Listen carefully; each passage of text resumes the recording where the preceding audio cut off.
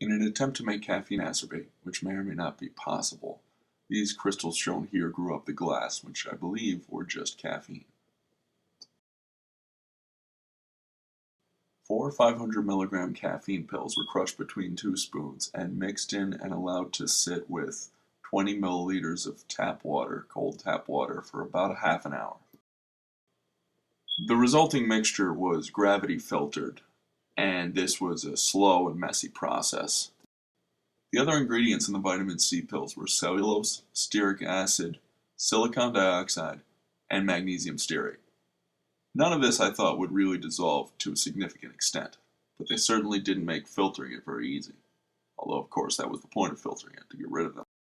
1.8 grams of anhydrous caffeine powder were swirled into the slightly viscous filtrate without heating it first. This is the mixture of caffeine powder and vitamin C solution before all caffeine dissolved. Some loose powder can be seen in the bottom of the flask, as well as on the walls, of course.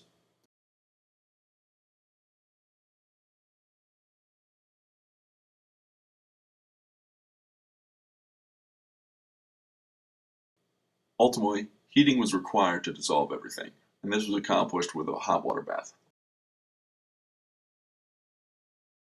I almost dropped the flask on the floor, resulting in this dislodging of crystals. During recrystallization, the inside of the glass was wet with the solution, resulting in these crystals.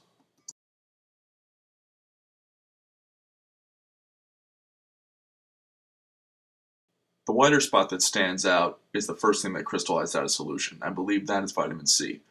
The rest, I believe, is just caffeine crystals that hold the rest of the solution in place. And the yellowness, I don't know what caused that, if that's oxidation of the pill to start with. Either way, the original solution was yellow from the vitamin C pills.